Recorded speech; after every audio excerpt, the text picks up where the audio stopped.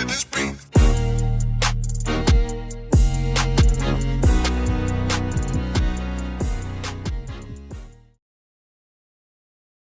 Ten, 9, 8, 7, 6, 5, 4, 3, 2, 1.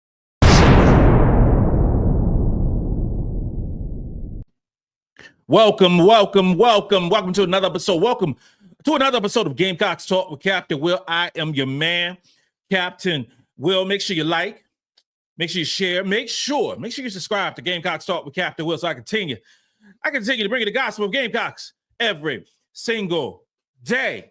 Ladies and gentlemen, boys and girls, you're now rocking with the best. And since you are rocking with the best, come rock with your man, Captain Will. We got to go today, y'all. I said we got to go today, y'all. We are breaking down Chloe Kitts, the off-season outlook for the one and only Chloe Kitts. Chloe had a sensational season during the 2024-2025 South Carolina women's basketball Gamecock campaign. Three-time national champions, coached by the one and only the Dawn Staley. Chloe Kitts balled out.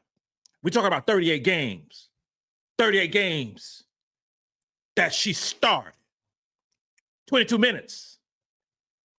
22.4 minutes to be exact. Average 10 points. Shot 52% from the field on 7.7 attempts per game. She was wonderful at the free throw line, shooting 80% on 2.5 attempts per game. She had a little bit of the three-point line threat situation. You talk about 33% from the field, but she only 33% from the three-point line, but she averaged only 0.6 attempts per game. But the 33%, she can shoot more. I'm cool with that. I'm down with that. Shoot more, Chloe. Shoot more. She averaged 7.7 rebounds per basketball game.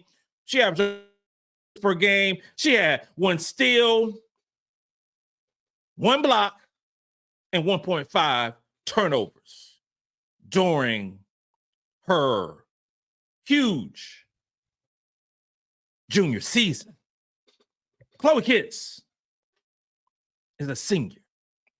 She's a starter. She's projected to be a top 10 pick in next year's WNBA draft. Chloe, who was ranked 17th in the country during her 2023 recruiting cycle, showed up in the graduated early, showed up during the mid-season, and has been balling. Don't forget that her offensive rating was 120.0. Her defensive rating was 80.0.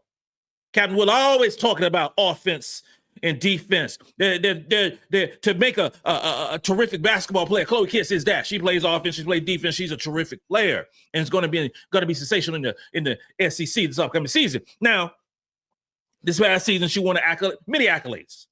She let the world know who she was. You're talking about the 2025 All-SEC tournament. We're not talking about the ACC. We're not talking about the Western Athletic Conference. We ain't talking about the Big 12. We're talking about the SEC, where big dogs play. And she was her. She was the tournament MVP. She was made the 2025 all-region team in the tournament. The big dance, March Madness. Chloe was the go-to on our basketball team. She was amazing. Amazing. I always talking about, I'm an analytics type dude. I'm a nerd. Y'all got, if you've been working with your man, Captain Will, you realize that I'm a nerd. I'm a cool nerd, though. I'm dapper. I'm Don. I'm that pimp from the old street. But I'm a nerd. I'm a nerd. I love Marvel. I love Star Wars. I love all those different things, and I love analytics. So what you have with Chloe Kitts, She played 22.4 minutes per basketball game. Okay? But those 22.4 minutes per basketball game, equate to something different because with Chloe, if we check out all the players in the SEC, all the players in the SEC, she was 4th in rebounding percentage. So when she was on the court, she was getting the rebounds. You're talking about 4th. 4th in all the 16 teams of all the terrific basketball players who can rebound. Chloe Kitts was number 4. Offensive rebounding percentage. Chloe was 4th in the SEC. This is why there was a significant drop-off of rebounding on the South Carolina women's basketball team, the three-time national champions, when she was not on the court. Make no mistake about it. That's the truth. It was. Chloe had the 6th highest offensive rating in the conference. If you're not down with the offensive rating, that means that you are one of the most efficient basketball players in the conference. But she was also one of the most efficient defensive players in the conference because she ranked 7th as well. 7th in the conference in defensive rating and 6th in offensive rating. This is why I was saying all year long that Chloe was our best player and one of the best players in the SEC. Her stats didn't always equate to that because she only played 22.4 minutes. But if you put those 22.4 minutes to 35 minutes, you maximize that, you add the zero, you divide the quotient, you do all those different things, you will see that Chloe Kitts, if she was given 35 minutes per game, her stats would align with some of the best players in the SEC. And we have her on our basketball team. She was 7th in defensive rebounding percentage in the SEC. The stats just keep going on and on and on. She was 9th in the SEC in total rebounds per game. She was 12th in the SEC in player efficiency rating. She was 17th in the SEC in 2-point percentage. I can't say enough about Chloe Kitts. I just got to keep it real. She was a mismatch for a lot of her opponents. She was a mismatch for some of the guards because she's bigger than him. She's 6'2", 6'3", probably closer to 6'2" to me.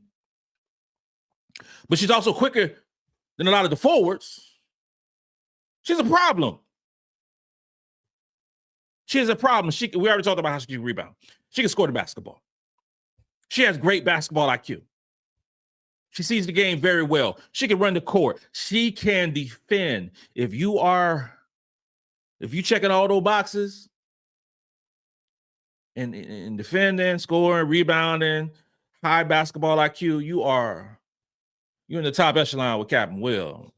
Just be clear with that.